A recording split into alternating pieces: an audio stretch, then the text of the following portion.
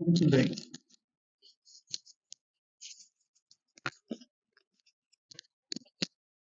Ok, vamos começar então a nossa aula com uma oração. Querido e eterno Deus, nós queremos te agradecer mais um dia que você nos dá a oportunidade de ter a liberdade de estudar a tua palavra nesta nação.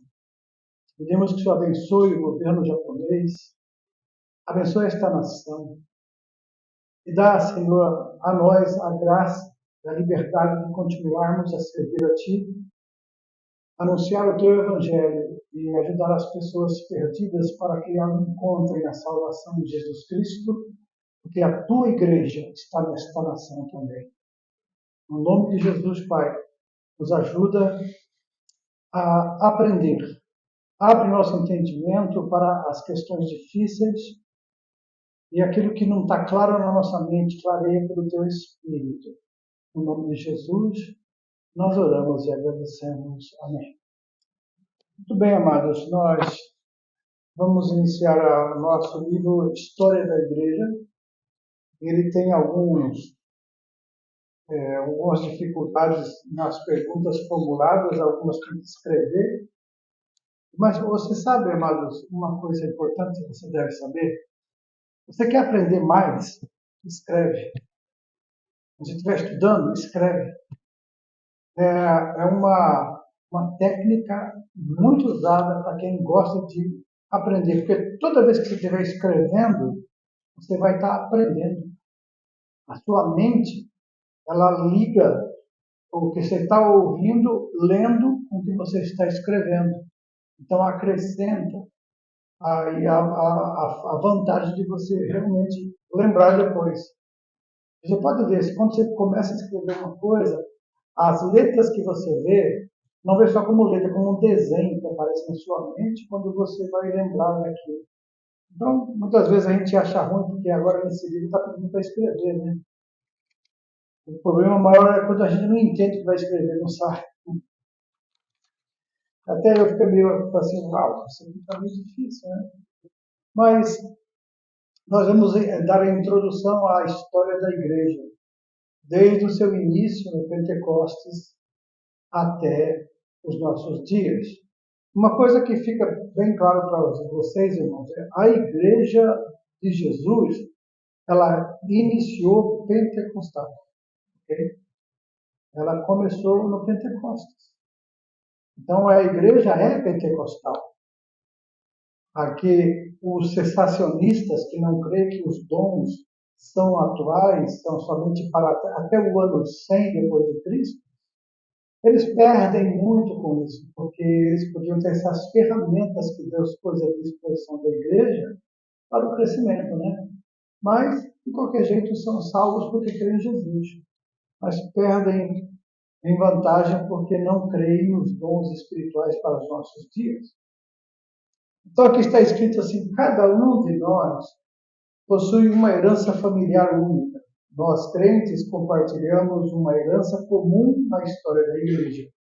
Então, seja qual for o nível social, a localização geográfica ou maturidade da vida cristã, nós podemos nos beneficiar do estudo da origem do cristianismo que ocorreram cerca de 2000 anos atrás e da expansão e desenvolvimento da igreja desde então.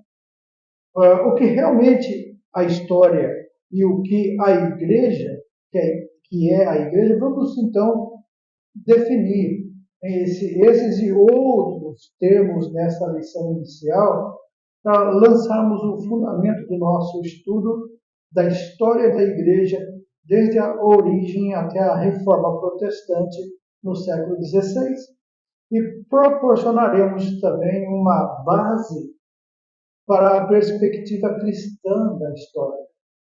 Depois, analisaremos resumidamente a tarefa do historiador e a necessidade do equilíbrio em nossa vida particular e na igreja. Então, espera-se que vocês, ao iniciar o estudo da sua herança cristã, possa valorizar mais a grandeza de Deus que criou todas as coisas e continua sua obra no mundo até hoje. Amém?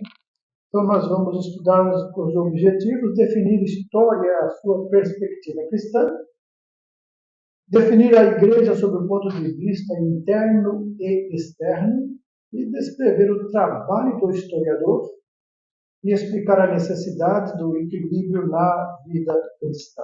Bom, ele começa aqui, essa parte que está em cinza deste livro, são informações complementares. Aqui, se você leu essa parte cinza, você vai ver que ele, esse professor, quando foi estudar história na faculdade, ele estava muito empolgado, né? Ele estava muito feliz por poder conseguir entrar na faculdade e fazer história. Aí ele entrou numa sala e tinha vários quadros, e os quadros era frente e verso, porque tinha uma dobradiça nos quadros das personagens importantes da história. E ele não via a hora de começar. Mas aí ele teve uma grande decepção, porque os professores da universidade, eles, ao invés de contar a história, ensinar a história, eles, ideologicamente, começaram a criticar a história, criticar aqueles que passaram pela história. Então, eles começaram a menosprezar tudo. Né? Os professores, amados, que são progressistas ou ideológicos, isso é ideologia de esquerda, eles têm a função de desmontar, de desestruturar a família, a história, tudo, para poder que o povo sem conhecimento ele é mais fácil de dominar. Nós temos também, dentro da área cristã, pastores que não gostam que os membros estudem a Bíblia, porque eles não querem ser contestados nos seus erros. Então, tem pastores aí que ensinam que o crente não deve estudar teologia, a Bíblia, porque isso ele vai se tornar um crente rebelde, vai se tornar um crente que não aceita a doutrina da igreja. E sabe por quê? Porque depois que você conhece a verdade, você não consegue se dobrar mais às coisas falácias, a coisas humanas. Então, você vai questionar. E quando você questiona, eles tem lugares aí que a gente vê que eles até falam para a pessoa, se você quiser aprender o que eu aprendi, você tem que me pagar para você aprender. Porque eu paguei para aprender, agora você vai querer saber mais do que eu. E se você mostra a Bíblia para ele, e aí te excomunga, te amaldiçoa, porque você está confrontando ele, que é uma autoridade espiritual. A autoridade espiritual maior é a Bíblia Sagrada, de Jesus Cristo em nós. Se nós não temos esse padrão de comportamento, de estudarmos e ensinarmos só a Bíblia, nós somos hereges. E a heresia leva à perdição, não só de quem fala, mas também de quem ouve, que vai acreditar nas mentiras. Mas quando você é convidado a ser um bereano, você é um questionador. Você vai ouvir, vai aceitar, mas depois vai conferir se é assim mesmo que a Bíblia diz, né? Amém? Bom, então vamos fazer uma definição de história. Vamos ver a questão do produto e do processo. Então, quando a gente tenta definir a palavra história, a nossa definição deve conter a palavra passado, porque tudo que é história é porque já aconteceu, já passou, ou algo relacionado, né? Então é difícil definir a palavra história porque ela tem pelo menos dois significados.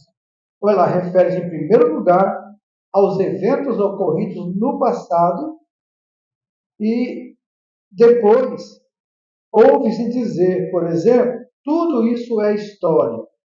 Mas a mesma palavra também significa o estudo do passado.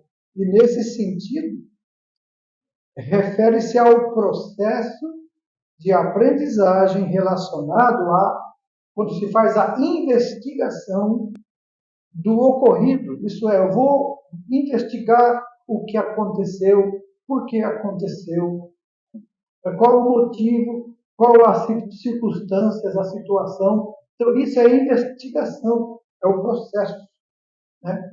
Porque o outro já é definido, né? Já aconteceu. Então, a palavra história vem do termo grego, historeu, e é interessante notar que essa palavra é usada no Novo Testamento. Então, o apóstolo Paulo, ele usou uma forma da palavra que seu testemunho em Gálatas 1,18. Vamos ler aí juntos? Depois, passados 3 anos, fui a Jerusalém para ver. E essa palavra para ver é historiásia, que significa ver, vai ver a Pedro. Ele, isso. Então, eu fiquei com ele 15 dias. Então, esse contexto desse versículo e o fato de Paulo permanecer 15 dias com Pedro nos leva a concluir que sua visita não foi meramente casual. A palavra grega historiase significa aprender sobre.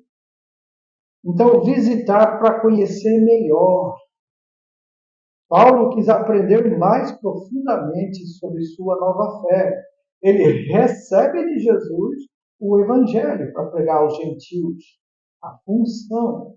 Mas ele queria agora conhecer Pedro, que foi um dos que estavam ali no Pentecostes. E ele, Paulo, foi até um perseguidor da igreja no início, né? Então, deve ficar claro essa distinção entre eventos do passado e a investigação deles. A história como evento não pode mudar, mesmo com a descoberta de novas evidências, novas causas ou novo significado do evento. Para dar uma ideia mais prática, por exemplo, a gente vê sempre na televisão japonesa investigações de acontecimentos de anos atrás, muitas vezes de muitos anos, que eles investigaram até chegar aos como, por quê, onde, né? Então, essas perguntas eles vão usando para investigar até chegar naquilo que eles querem, que é descobrir o motivo ou quem provocou alguma circunstância ou situação no passado. Isso é investigar. Não, nós vivemos e temos também a história da igreja para nós investigarmos. E as pessoas que se aprofundaram mais no estudo da história da igreja têm mais detalhes. São detalhes que, se você encontra em livros, você encontra em locais, em bibliotecas, que você descobre detalhes, coisas que não é narradas no livro, porque não caberia tudo. Mas então a pessoa que gosta, que quer, ele vai se aprofundar e vai descobrir mais coisas. Bom, isso é uma coisa que Paulo fez, né? Ele quis aprender mais sobre essa fé que ele mesmo perseguiu, mas que agora ele defendia e sofria por causa dela, né? Então deve ficar então claro isso, né? A história como evento, isso é, a gente não pode mudar a história. Na investigação, eles têm que tomar cuidado para não pegar uma versão diferente da história, né? Que aí então fica como uma história falsa, né? Não é verdade. Então vamos ver da perspectiva cristã. História, o significado dela para nós, nós percebemos essa significado nos eventos do passado que está relacionado com a nossa visão do mundo, como enxergamos o mundo, né? Nossa filosofia de vida, que é baseada na Bíblia, na palavra de Deus. Então, para muitas pessoas, a história representa apenas uma longa lista de datas e nomes. Para outros, a história e talvez a própria vida precisa de sentido, né? Tem pessoas que não gostam de história, mas também a vida dele não tem sentido. Por exemplo, se você for saber a história dos seus pais, a história da sua família, muita coisa que você iria aprender com eles pode ser benéfica e até maléfica. mas ao mesmo tempo você pode se corrigir ou vendo o que aconteceu por causa de certas decisões lá dos seus pais, da sua família, dos seus irmãos. Então você sempre tem, é um recurso de aprendizado, não é verdade? Passado é algo que a gente não deve viver nele, mas ele é usado para nós não cairmos nos mesmos erros de atrás e prosseguirmos avante para o alto. Né? Como diz Paulo, deixando as coisas que para trás fica, prossigo para o alvo, para o prêmio da soberana vocação. Então, tem certo escritor britânico, ele fala que o grande montão de poeira chamado história. Veja, um industrial norte-americano também disse: a história é uma bobagem. Para ambos, a história não tinha valor. Então, são pessoas que viviam o momento, mas eles mesmos, mesmo não crendo ou não aceitando a história, eles estão fazendo história. Para os cristãos, a história é muito importante, sabe por quê? Ela revela as atividades de Deus em relação a nós, homens. E cremos que Deus se fez homem num determinado lugar e durante um determinado número de anos. Deus revelou sua natureza, mandando seu Filho, Jesus Cristo, para habitar no tempo e no espaço. Por quê, amados? Deus não está ligado ou preso no tempo e no espaço. Deus, ele é infinito, é eterno, é todo-poderoso. Não, Deus não se encaixa em nenhuma posição que nós queiramos colocá-lo. Ele é inexplicável, mas ao mesmo tempo ele se deixa conhecer por aqueles que o buscam, né? E isso é tão importante, né? Nós, em relação ao universo que Deus criou, somos apenas partículas microscópicas de pó. Mas essa partícula microscópica de pó em relação ao universo, Deus disse: eu habitarei em vocês. Eu vou habitar aí, o meu espírito habita aí em vós. Olha só, né? Então, para Deus, não tem grande nem pequeno, tudo é igual. Ele tem o conhecimento pleno de tudo. Ele sabe e chama cada estrela pelo seu nome. Quando ele começou a questionar Jó, que Jó estava reclamando, onde você estava, Jó? Aí começou a falar da criação. Jó falou: ei, pode parar, Deus. Eu não sou nada, eu já vejo que eu não tenho nada. Eu até me atrevi a falar isso e depois Jó reconhece a grandeza de Deus. Veja isso, Marcos. Agora, Jesus Cristo, Jesus, se formou também uma partícula microscópica de pó nesse universo e se tornou como ele é Deus. E veio até nós, viveu entre nós, é por isso que chama Emmanuel, que significa Deus conosco. Então, a redenção ele trouxe aos filhos dos homens através do sacrifício de Jesus, e isso constitui a maior evidência do trato de Deus com os homens. Quando uma pessoa ela passa a crer em Jesus como Salvador, ela está se entregando nas mãos daquele que nasceu em Belém, foi criado em Nazaré, ensinou na Galiléia, foi morto em Jerusalém. Já que Jesus Cristo ressuscitou dentre os mortos, nós podemos confiar nele nesta vida e também por toda a eternidade.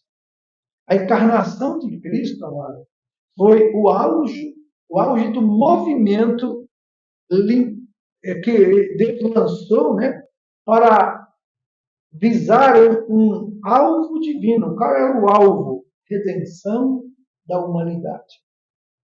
Vista dessa perspectiva cristã, a história progride de Gênesis 1:1, que é no princípio, até a promessa de Cristo, que ele disse: eu voltarei. E essa perspectiva nega a possibilidade de a história ser apenas cíclica ou repetitiva. Lembro-me de haver pensado quando ainda era criança, diz o autor. Os homens constroem casas de tijolo. O tijolo é feito de barro, porém Deus fez o barro. Então, amados, o que ele quis dizer aqui? Tudo que você vê na natureza, Deus criou.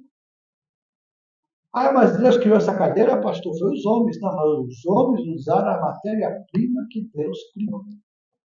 Quando Deus criou, não havia nada.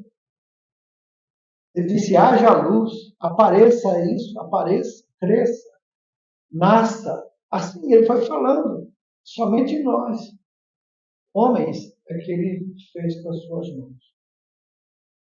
Nós somos chamados em inglês handmade, feito à mão. É que as coisas, quando são vendidas no mercado e estão feitas à mão, têm mais valor. Né? Porque são peças únicas, às vezes. Né? Então, você agora entende porque Deus não foi criado. Sabe? Deus não foi criado por ninguém. Deus sempre existiu. Embora se manifeste no tempo cronológico, quer dizer, no Cronos, né? Nós somos o Cronos. Nós contamos tempos, anos, minutos, segundos. Esse é Cronos. Ele habita além do tempo. Segundo Isaías 57:15, vamos ler Isaías 57:15? Você que está com a Bíblia na mão aí, abra aí a Isaías 57:15. Leia para mim, por favor, rápido e alto. 57 de Isaías, versículo 15.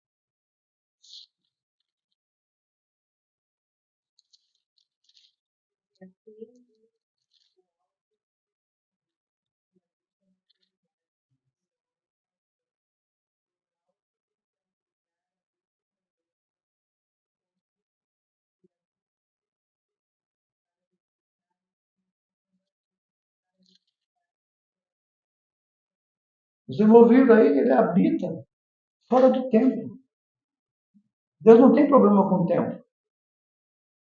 Um dia para Deus é 1000 anos, é a mesma coisa. Para nós, tem muito sentido. Não é verdade? Quanto tempo você pensa que vai viver nessa terra?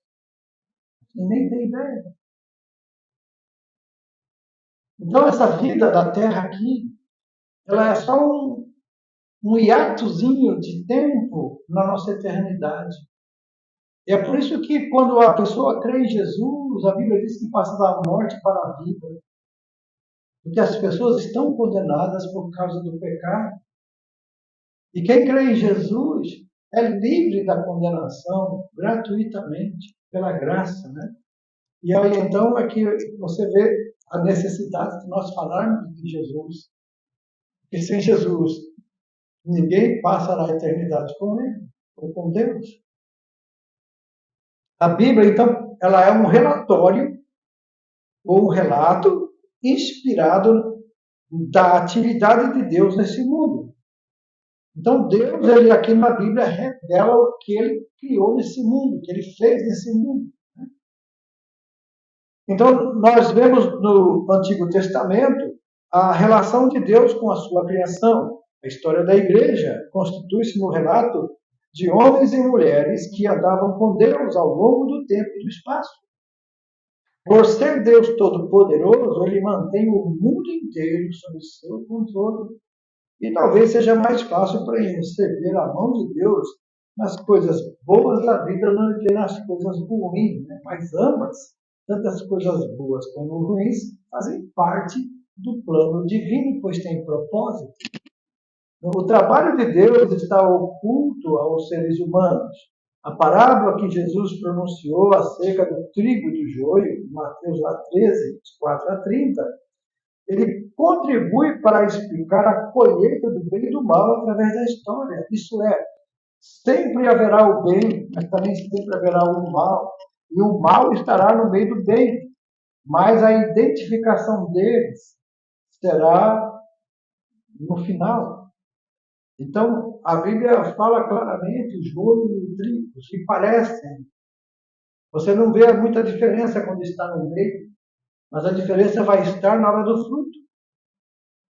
Ele não vai dar, ele vai ficar servindo. Quando o trigo está cheio de grãos, ele se curva. Né? Quando ele não tem grãos, ele fica em pé. Então a gente também vê nos arrozados lá onde eu vou passar, na base missionária, muito arrozal. E a gente vê eles crescendo, subindo, subindo. Foi quando vai chegando a época, que chega perto da colheita, que os grãos vão enchendo aqueles pendãozinhos, eles começam a se dobrar. Tudo igual. E aí você vem a colheita. Então aquilo que não tem grãos, ele vai ser jogado fora. E os grãos vão ser recolhidos no celeiro. E assim a Bíblia diz, vai ser no final dos tempos. Os anjos do Senhor recolherão o joio, os ruins que estão no meio da igreja, ele vai recolher para lançar no fogo. Então, agora, veremos na lição 2 como Deus operou mediante o Espírito Santo na igreja primitiva, no Novo Testamento. Porém, cada geração, desde então, apesar de reveses e corrupção, cada geração, apesar dos reveses, apesar da corrupção, uma palavra muito falada hoje em dia, né? O Espírito Santo tem operado na igreja. Nesse momento, o Espírito Santo está operando nos acontecimentos para a glória de Deus. E Deus um dia vai concluir a história conforme o seu plano divino. Deus nos ajude, né, amados, a entender isso e viver dentro do plano de Deus. Porque muitos estão fora do plano de Deus.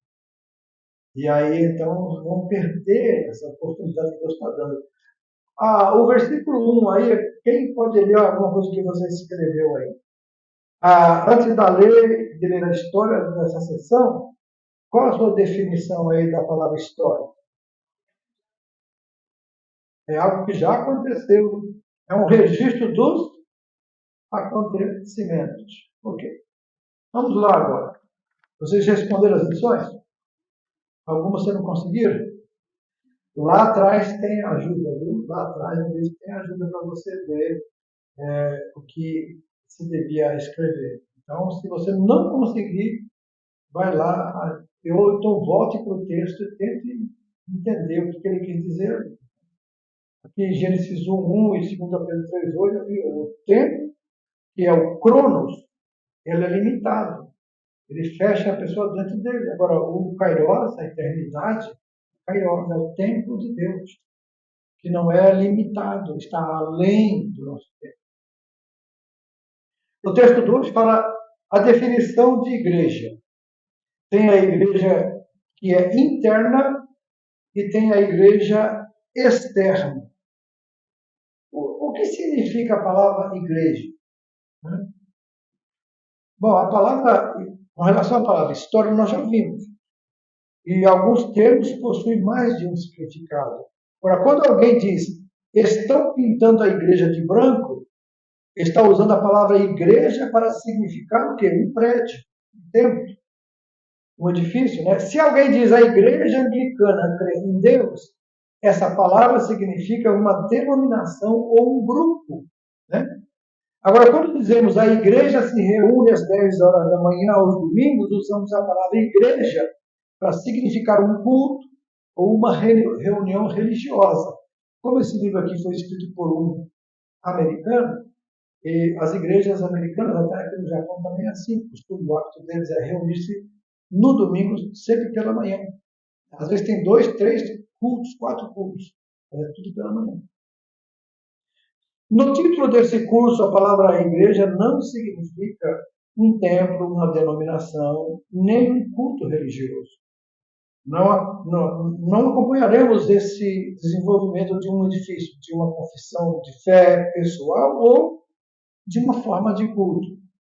Mas o que nós vamos falar é sobre o significado mais importante que faz parte da igreja, inerente a ela, né? Que, por exemplo, na época neotestamentária, do Novo Testamento para cá, a palavra igreja significa uma assembleia, né? Quando nós estudamos eclésia, né? Chamados fora, isso é, recolhidos de dentro do mundo, ou grupo. Então Jesus usou essa palavra referindo-se a um grupo local de crentes. Mateus 18, 17, quando ele disse, né, ele edificaria a sua igreja.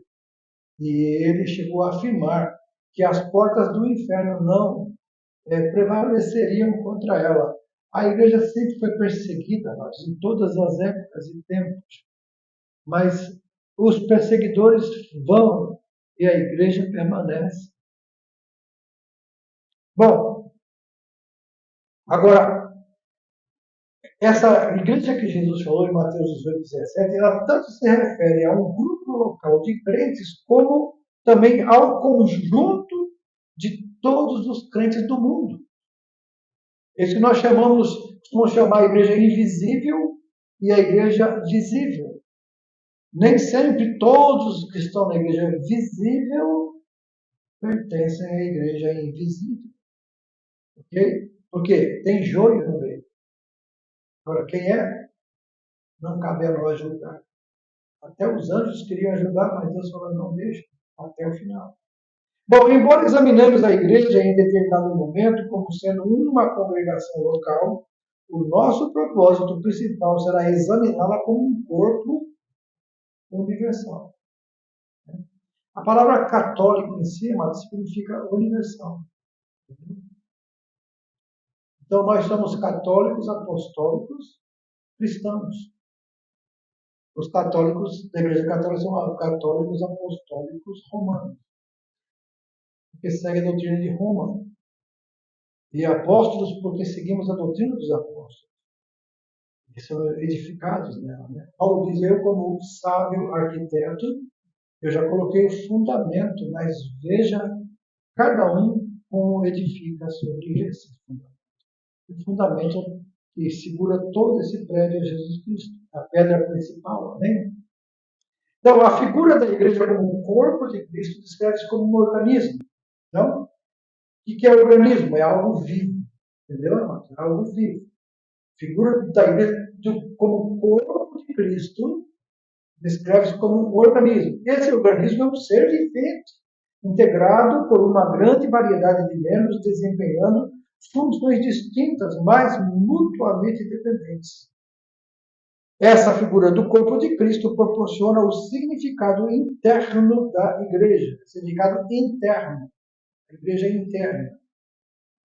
Paulo desenvolve essa figura com muitos detalhes lá em 1 Coríntios, capítulo 15. Por favor, irmão Santo, baixa a temperatura. Baixa a temperatura aí para a gente esfriar um pouco. Está meio quente aqui. Bom, vamos lá, então. Agora vamos ver a igreja externa. O que é isso? Além de ser vista como um organismo, a igreja é também descrita como uma organização ou uma instituição. E como tal, possui uma estrutura física, forma ritual do culto, cargos e outras características externas que são visíveis ao mundo, no sentido que a igreja interna ou viva não é. Então ninguém sabe quem é verdadeiramente um cristão verdadeiro. O visual, o que aparece no externo, nem sempre está interno. Então, por isso que a gente costuma falar, tem crente e tem crente. Tem os que estão na igreja, tem outros que são igreja. Faz parte do corpo. Mas como saber disso, pastor? Bom, o nosso estudo de igreja e sua história naturalmente incluirá o aspecto interno, bem como a sua natureza externa. Então veremos que a igreja como testemunha viva e visível que mostra a ação de Deus entre os homens. Todavia, não devemos cometer o erro de atribuir as falhas da igreja a Deus. A igreja de Jesus está, né? A igreja de Jesus está falhando, a igreja de Jesus está... Porque Deus não está abençoando. Olha, Deus ele sempre abençoa, mas também Deus é fiel, é justo. Ele espera que a gente seja justo e fiel também. Agora, outros dois termos se aplicam com frequência à igreja, são visível e invisível. Então, apesar da fraqueza desses termos, igreja visível e invisível, são úteis para distinguir aquelas pessoas que são apenas crentes nominais. Cristão nominal. O que é um cristão nominal, amados? O que vocês acham que é um cristão nominal?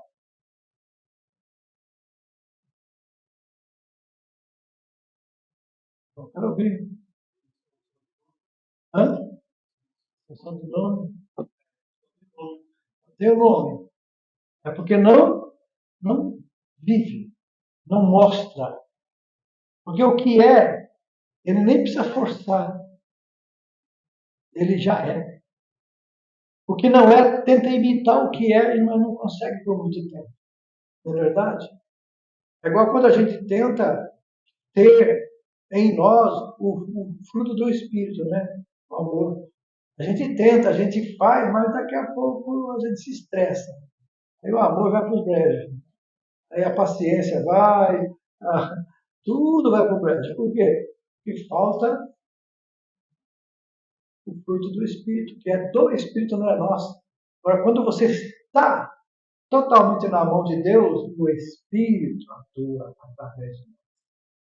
Aí as pessoas falam, nossa, você mudou, você não era assim, você é diferente. Aí você fala assim, é mesmo? Você nem percebe, porque é o Espírito que está fazendo. Então, amados, é uma chamada para nós dependermos mais do Espírito Santo, nos entregarmos mais a Deus, buscarmos mais a palavra, a comunhão com Deus, a intimidade com Ele, que a gente vai andar igual a Ele. Né? Paulo fala, sede meus imitadores, assim como eu sou de Cristo. Entendeu? Então, na verdade, esse grupo que está na igreja, que são os crentes nominais, ele se distingue daquelas que são crentes verdadeiros, confiando plenamente na graça de Cristo. Deus conhece o coração de todo ser humano. Nós costumamos muito julgar pela aparência, verdade ou não é? Mas Deus olha o coração. É interessante isso, né, mas quando Samuel foi ungir o rei lá na casa de Jessé, ele, mesmo sendo um profeta, mesmo sendo um homem de Deus, ele se enganou. Ele já ia ungir a pessoa errada. Deus falou, não, Samuel, você está vendo a aparência, mas eu conheço o coração e rejeitei a esse. Veio outro, veio outro, veio outro, e Deus, não, não, não, não. Aí Samuel ficou meio confuso. Ele falou assim, ué, acabou os homens da casa? Foi aí que foi falado, né? Tem aí um rapazinho, mas ele tá lá no campo. Mas então chama ele. Porque ninguém vai comer churrasco aqui enquanto eu não tirar. Eles iam fazer um sacrifício ali e ia ter carne. E aí nós chamamos Davi. Quando Davi chegou, a Bíblia faz questão de dizer gentil aspecto, ruivo, né? Boa aparência, mas pequeno, garoto. Deus falou, isso aí. Porque lá no campo, com as ovelhas, Davi tinha intimidade com Deus. Deus conhece nós. Não precisa ninguém falar, eu não preciso falar que eu sou crente, eu não preciso falar que eu sou de Deus. O próprio Deus testemunha da gente. O próprio Espírito Santo, ele mostra para as pessoas quem somos ou o que não somos. Bom, entre os integrantes da igreja visível, que é a instituição, há alguns insinceros. São pessoas falsas.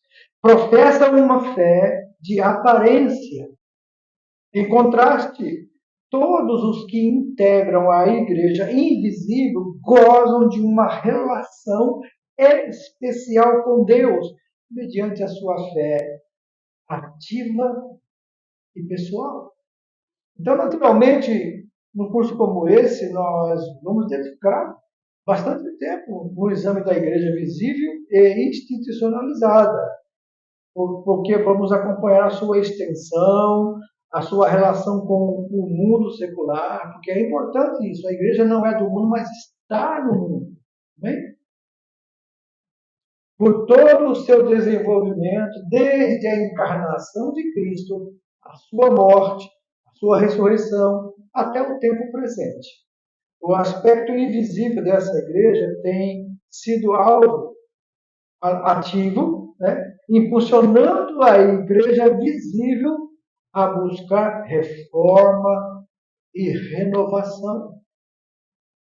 De fato, a história da igreja, ela retrata a tensão entre a igreja invisível, que é o povo de Deus nascido do Espírito, e a igreja visível, que é uma instituição humana. E aí, então, nós temos o texto 3, a história, ou historiador em ação, né? Evidência. O historiador ele tem a responsabilidade de avaliar a evidência deixada pelos eventos. Em primeiro lugar, o que ele vai fazer? Investigar, né? Aí ele recolhe material informativo básico, né? Pode consistir num relato de uma testemunha ocular. Tanto é que o cânon da Bíblia, dos livros do Novo Testamento, eles foram somente autorizados ou reconhecidos como cânon porque houve essa investigação. Essas cartas só teriam valor se fosse escrita por alguém que andou com Jesus ou por alguém que andou ou esteve com alguém que andou com Jesus. Assim, o apóstolo Paulo, pastor, ele estava com a... Você viu, ele passou 15 dias com Pedro, ele teve do próprio Jesus a revelação. Né? Você viu a Santa Ceia que ele fala? Assim, eu recebi do Senhor assim como eu vos ensinei. Né? Eu recebi do Senhor. Assim como eu vos ensinei que na noite que foi traído, ele tomou o pão. Então, na verdade, ele tinha recebido de Jesus todas as informações, mas ele queria estar como Pedro para que teve essa. Ele seria um apóstolo que deixaria um legado muito importante para os gentios. Então, por isso que o Senhor o chamou pessoalmente. Mas ele, assim mesmo, por causa do cânon, ele foi ter com Pedro. Então, ele esteve, ele andou com quem andou com Jesus. Então, essa seria considerada a fonte primária de informação. Uma fonte secundária, agora, consistiria num relato deixado por alguém sobre um evento. Quer dizer, pode ser um livro, pode ser uma carta, um relato. Baseado em quê? Em suas pesquisas. Em geral, as fontes primárias, que são aquelas que você foi lá na pessoa que teve ali, que viu, que andou, essas aí são mais valorizadas por historiadores do que as fontes secundárias. Agora, o historiador usa também descobertas arqueológicas, tais como moedas, monumentos e edifícios. E baseando-se nessas indicações, ele tenta fazer o quê? Reconstruir os eventos do passado e determinar o que realmente aconteceu. Você vê, as pessoas, para conhecer a história do Antigo Egito, eles pegaram aquelas placas escritas e eles tiveram que decifrar o hieroglifos, né, que é aqueles desenhos que eles fazem, que tem uma informação ali. Os livros eram escritos assim, dessa forma. Então, ele avalia a evidência por meio de perguntas. Né? Ele faz, quem foi que escreveu isso? Então, quer saber quem foi que escreveu. Depois, até que ponto isso é confiável? Né? Embora ele saiba que as informações não estão completas, ele vai continuar reunindo informações para servir de base para suas eventuais conclusões. Então, além de fazer um levantamento da evidência do passado, o historiador procura explicar os acontecimentos, isso é, explicar por que aconteceu aquilo, qual era o momento da história que estavam vivendo aquelas pessoas, quando esses acontecimentos se deram. Então, na verdade, os acontecimentos proporcionam padrões, generalizações, comparações, contrastes, causas e consequências. E essa eventual interpretação é o produto da sua própria habilidade de um cientista, filósofo e artista em sua tarefa de escrever a história. A história, amados, para ser reconhecida ou ter crédito, ela precisa ser escrita por alguém que tem todos esses dados, que pesquisou na fonte. Se a história é recente, é mais fácil consultar outras fontes, aqui a informação primária. Mas se não, se há muito tempo, aí eles vão depender de informações recebidas de outras fontes, e aí essas informações recebidas de outras fontes vão checar se essas fontes são verdadeiras, se é digna de crédito ou não. Dá trabalho. Né? Pesquisador, investigador, ele tem que ter paciência para juntar pedaços. Os historiadores, por exemplo, eles não podem escrever o que desejam, entendeu? Ele não pode achar. Não tem achismo na história, não pode. Se tiver, então não é certeza, na verdade, é dúvida. Agora, eles devem tratar daquilo que aconteceu na sua totalidade. Certos eventos e períodos da história, como o declínio do Império Romano, podem conduzir um historiador a declarar, como efetivamente fez Edward Gibbon: a história não passa de um registro de crimes, tolices e infortúnios. Entretanto, o historiador cristão, ele conhece a cura. Ele entende que Deus mandou o seu Filho ao mundo num momento específico para libertar a humanidade desses crimes, tolices e infortúnios. A história da humanidade, do irmão, sem Deus, é realmente suja, é realmente lixo, mas é história. Entendeu? É triste, às vezes, se você conhecer a história. Agora, tem a divisão temporal aí. Os historiadores da igreja eles têm observado que a história do cristianismo é como uma túnica sem costura de Cristo. Eles querem dizer que há um fluir ininterrupto de acontecimentos. Um evento leva a outro e os acontecimentos do século passado contribuem para os da década passada. E os eventos dos últimos 10 anos afetam deste ano. Então, com o intuito de nos ajudar a lembrar e entender eventos, o historiador ele tenta arrumar isso em blocos temporais. Então, os historiadores não estão de acordo com de quais divisões são melhores.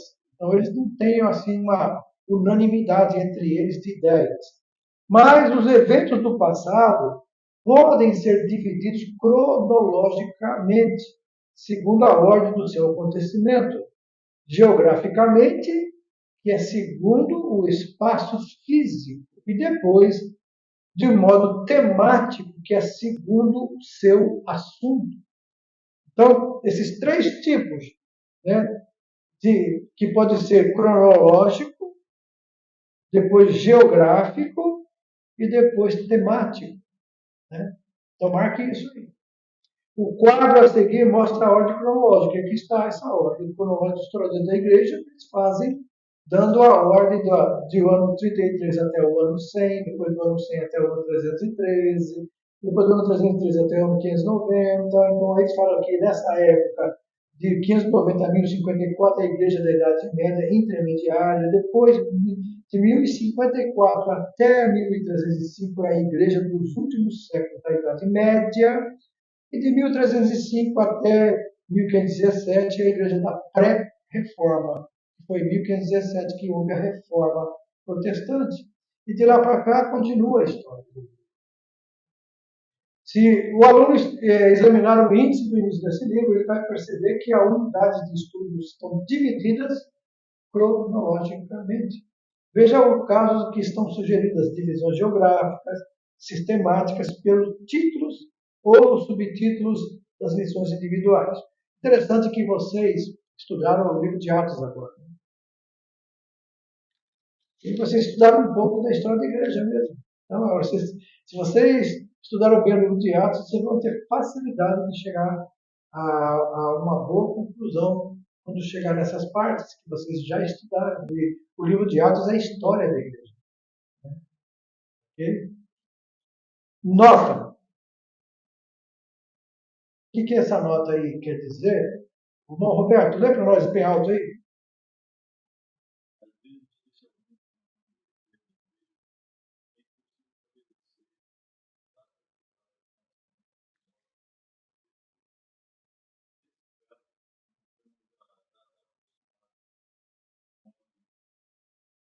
Sim.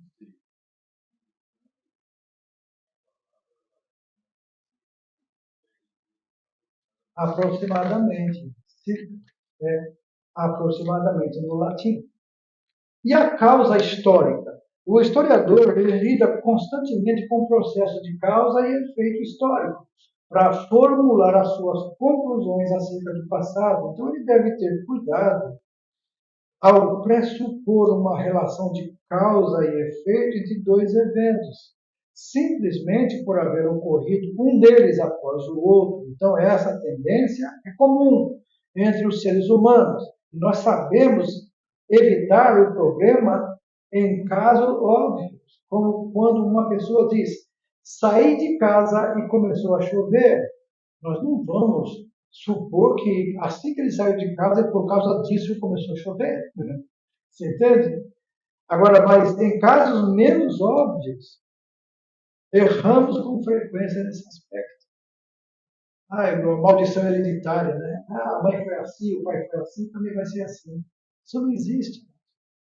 Isso tem parece que o resultado é igual, mas aquele que está em Cristo, se é nova criatura, não tem coisa velha nele, nem a maldição. E maldição sem causa não vem. Lembra que quando Balaque pagou para Balaão amaldiçoar o povo de Deus, ele tentou amaldiçoar, mas Deus disse: não pode. Não tem encantamento contra o meu povo. Eu abençoei ele. E Balaão não conseguiu amaldiçoar o povo de Deus.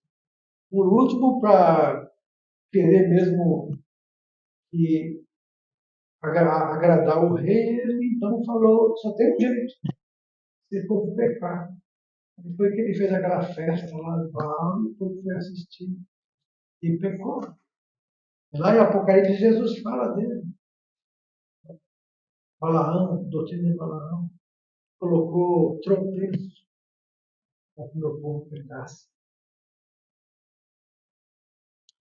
O historiador ele tem que se lembrar uma coisa: Deus está no controle. Deus está no controle de quê? De tudo, do seu mundo, da sua criação. Ele disse: eu chamo as estrelas pelo nome. Tentou contar as estrelas? Ele, portanto, causa ou permite os eventos históricos, em vez de intervir de forma extraordinária ou sobrenatural. Deus costuma operar através de causas físicas bastante comuns. Ele pode utilizar uma condição econômica específica, por exemplo, para produzir um resultado espiritual. Para ilustrar, vejamos em Atos 8, de 1 a 4, ele relata o quê? 1 e 4, né? Nos relata que os cristãos fugiram de Jerusalém devido a quê? A perseguição. Isso foi a causa, né? Agora, quando eles fugiram, eles levaram o que com eles? O Evangelho. Por toda parte. Essa foi a consequência. Então, o historiador ele precisa reconhecer que pode haver várias causas contribuindo para um só efeito ou reação. E, finalmente, o historiador deve valorizar o impacto do livre-arbítrio humano sobre os eventos históricos. No final, Deus cumpre seu propósito, mas muitas vezes o caminho que Deus tinha determinado que seria bom, o homem sai fora. Mesmo saindo fora, Deus vai corrigir na frente para chegar no objetivo. Então, hoje nós temos, amados, eu vi uma irmã falando um aspecto que eu fiquei tão intrigado. Eu falei, nunca tinha imaginado desta forma. No Antigo Testamento, no tempo da lei, se um marido desconfiasse que a mulher estava adulterando, que traiu ele ia até o sacerdote e diz, eu não estou em paz, eu estou irado, porque eu acho que minha esposa me traiu. Mas ele não tinha prova. Então o que ele fazia? A esposa ia até o sacerdote, eles levavam. O sacerdote desamarrava o cabelo dela, soltava o cabelo dela, que para a mulher era vexame, era vergonha. Depois ele fazia uma mistura lá com as coisas que havia no tempo, com os líquidos, que ficava muito amargo e ela tomava. Se ela tivesse adulterado, ela iria inchar a barriga, o mioma iria morrer. Mas se ela não tivesse adulterado, ela fosse inocente, ela ia também crescer a barriga, mas gerando, ia gerar.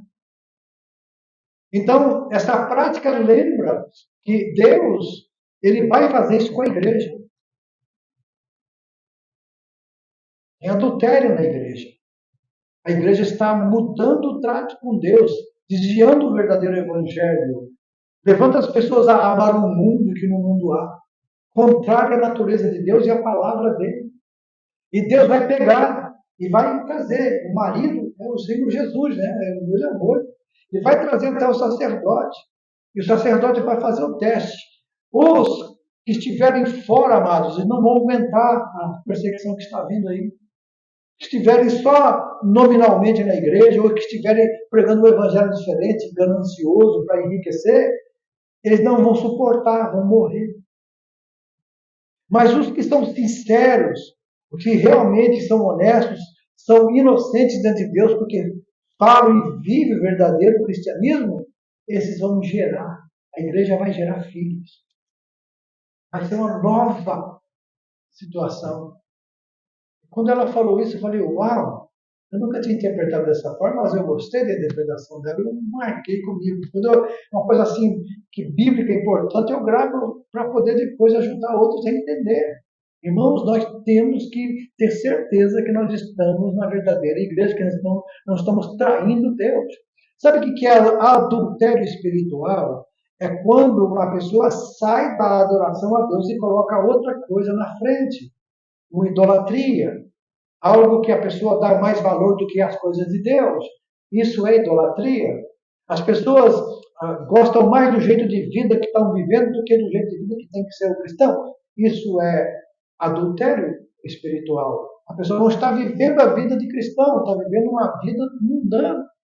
Mas está na igreja, está dizendo que é salvo, que está com Cristo, que aceitou Jesus, mas a vida não fala o que ela está dizendo pela boca. E se for adultério, vai criar um mioma, vai morrer. Entendeu? Aos dois jeitos a barriga cresce. Só que um cresce para a morte, o outro cresce para a vida, para gerar.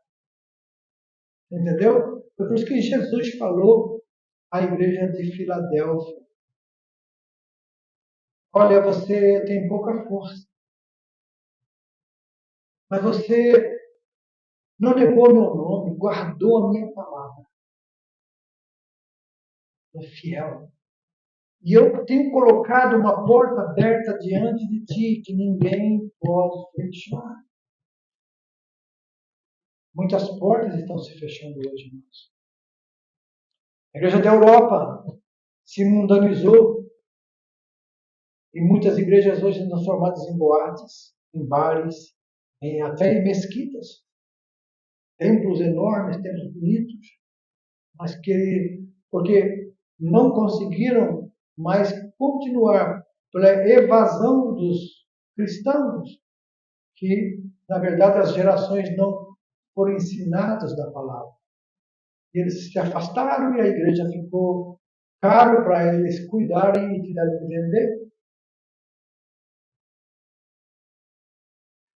Em nome de Jesus, nós não vamos ser vendidos. Vamos continuar fiéis. Amém, amados? Então, muito bem. É esse que o historiador então tem que valorizar o impacto que o livre-arbítrio humano tem sobre os eventos históricos. O que é livre-arbítrio? A pessoa escolhe errado. Está na igreja, está servindo a Deus, mas de repente escolhe pecar. Escolhe sair da presença de Deus. Escolhe fazer o errado. As consequências virão. Não tem como. Deus ele não impede que a gente plante o que quiser, mas ele é justo para nos deixar somente colher o que plantamos. Agora, o texto 4 fala sobre o equilíbrio da igreja. Né? A vida da igreja, como a vida particular de qualquer cristão, ela precisa de equilíbrio. Esse diagrama aqui, ele vai demonstrar esse equilíbrio. Você vê, ele tem aqui um triângulo de cabeça para baixo aqui, que mostra o quê? O coração, as mãos e a cabeça. O coração simboliza o quê? Nossas emoções. Então, ele é a parte invisível de nossa vida cristã. Inclui a devoção pessoal, a oração, o louvor, pressupõe a nossa entrega a Deus e nossa obediência ao seu Espírito Santo. Né? Agora, enfoca também a nossa experiência emocional.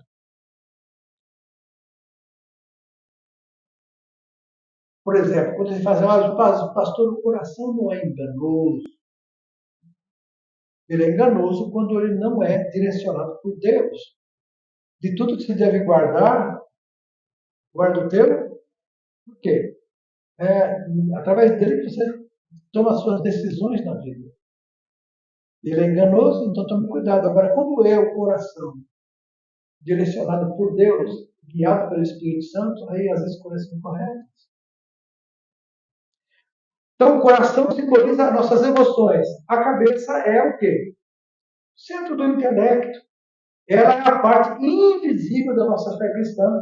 Ela refere-se à nossa mente, às nossas declarações teológicas, à nossa lógica. Enfoca o nosso pensamento a respeito de Deus. E as mãos representam a ação, o nosso serviço ou labor por amor a Deus. Bom, a nossa vida moral, o nosso ministério, são aspectos desse serviço. Por meio da ação, nós, os membros da igreja, devemos demonstrar e proclamar a verdade do Evangelho. Então, se tem aí o coração, que simboliza as emoções, a cabeça, que controla o intelecto, e a mão, que representa nossas atitudes, nosso trabalho.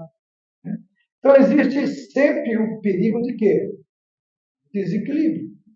Quando um indivíduo ele salienta a sua experiência emocional à custa de um conteúdo teológico ou do serviço ativo, semelhantemente, também há perigo de desequilíbrio para o cristão que vive pelo raciocínio. O que é equilíbrio? A gente precisa ter razão, mas precisa também ter emoção. Você pode ver quando a gente canta, a gente prega aqui sem demonstrar que está vivendo aquilo que você está cantando, fica uma coisa meio fria. Os louvores a Deus têm que ser interpretados, não somente cantados. Quer interpretar é você colocar emoção nele. Aí é dar o equilíbrio. Mas quando não tem emoção, a gente percebe que muitas vezes estão cantando, mas não estão. O sentido das palavras não está sendo efeito neles. Se o pregador também está pregando e ele não tem uma impostação de voz, de levantar e abaixar e mudar o tom. Já pensou se eu começo a fazer aquilo? Irmãos, vamos ler. Existe sempre o perigo do desequilíbrio quando o indivíduo salienta a sua experiência emocional à custa do controle teológico do significado semelhante. O mulher está dormindo ali. Não tem emoção, não tem vibração, não desperta a curiosidade. Então é isso que é importante, amados. Tanto no louvor, como também você tem que viver aquilo que você está falando. Você tem que mostrar que você está sentindo aquilo que você está expressando. Senão você está sendo apenas um ator. Está atuando como, mas não é. Semelhantemente, esse perigo do desequilíbrio para o cristão que vive pelo raciocínio, dependendo dos detalhes da sua teologia, ele deixa de viver como idoneidade ou integrar-se a Deus, porque eu sou teólogo. Aí vem um membro questionar o teólogo e ele fala: quem é você, cara? Vai sentar na banca lá para aprender igual eu aprendi. Você quer me questionar? Você quer me ensinar? Eu sou professor. Não sou nada. A arrogância demonstra que não aprendeu. Você entendeu, Márcio? Quem aprende a palavra de Deus e aprende para ensinar, a primeira coisa que ele vai perceber é que ele não sabe. Ele não sabe tudo. Ele pode saber que até ali, mas dali para frente ele pode ser ensinado por alguém. E se eu estiver aberto para aprender, Deus vai usar até uma criança para me ajudar. Eu vou crescer. Eu vou aprender mais. Então a humildade vai adiante da honra. É isso, não é? Quando você se humilha e reconhece, não é se humilhar aquela falsa humildade. É humilhar-se mesmo, entender que não é mesmo. Aí Deus ensina, Deus vai mostrando. E agora, finalmente, pode existir o desequilíbrio na vida de uma pessoa que diz que sua teologia e a sua experiência religiosa com Deus importam menos que o serviço cristão que ele presta. Sabe o que é isso? Ativismo. O ativismo na igreja, amados, muitas vezes prejudica, traz doença para a gente. Tem pastor que quer fazer tudo. Lógico que tem alguns que não tem ninguém mesmo, tem que fazer mesmo, mas que já tem membros, já tem igreja, já tem muita gente, ele quer fazer tudo. Ele quer, como se for, usando o futebol como exemplo, né? Ele quer bater o pênalti, quer agarrar a bola, quer voltar, quer sair para o campo adversário, e todo mundo ali olhando ele, quer que ajude, quer ajuda. Não precisa, não, meu Deus, deixa eu fazer e tal, quer mostrar serviço, é ativismo. Daqui a pouco ele está cansado e não aguenta mais. Bom, essa pessoa, na sua constante atividade em benefício dos outros, ele não consegue atingir a vida cristã sadia e equilibrada que Deus deseja para cada crente. Não se pode negligenciar nenhuma parte da vida cristã. Semelhantemente, nenhum elemento pode ser exagerado à custa dos outros. Deus nos quer por inteiro e Ele deseja a nossa energia, as nossas emoções e o nosso entendimento, a nossa mente. E ao estudarmos a história da igreja, descobriremos certos indivíduos e movimentos que exageraram e negligenciaram um ou mais desses três aspectos da vida cristã: coração, cabeça e mãos.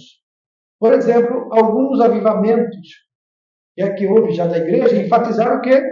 Apenas o coração, emoções, entendeu? Outros, é só doutrina, só teologia. E como consequência disso, sofre prejuízo no crescimento e na eficácia da igreja. Então, se nós conseguimos reconhecer essa constante tensão na manutenção do equilíbrio, nós teremos a chave para a compreensão da história da igreja. Então, nessa lição, o que nós fizemos aqui foi lançar os fundamentos dos nossos estudos, estabelecendo o significado da palavra história e como a história se relaciona com a nossa fé em Cristo E estabelecemos que a igreja é simultaneamente o corpo de Cristo e a organização física, que abrange, mas não totalmente, o organismo inteiro. Então, estabelecemos algumas regras ou critérios para a evidência histórica, divisão da história e a causa histórica. Finalmente, nós vamos observar a importância do equilíbrio. Vimos aqui entre o intelecto, a emoção e a ação. Não fala intelecto, fala entendimento, a mente. A emoção, ela vem da alma. E a ação vem do preenchimento desses dois detalhes. Uma pessoa cheia do Espírito, ela quer fazer. Ela é impulsionada, ela é motivada a fazer o que Deus quer. Então vamos pedir a Deus que nos ajude a alcançar em nossa vida o equilíbrio que tanto agrada a Deus. Os irmãos tiveram dúvida em alguma pergunta aí para na hora de responder? Alguma ou todas? Responderam, né? Ok.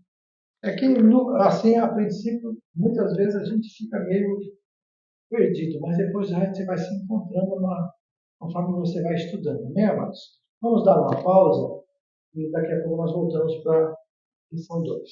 A era apostólica.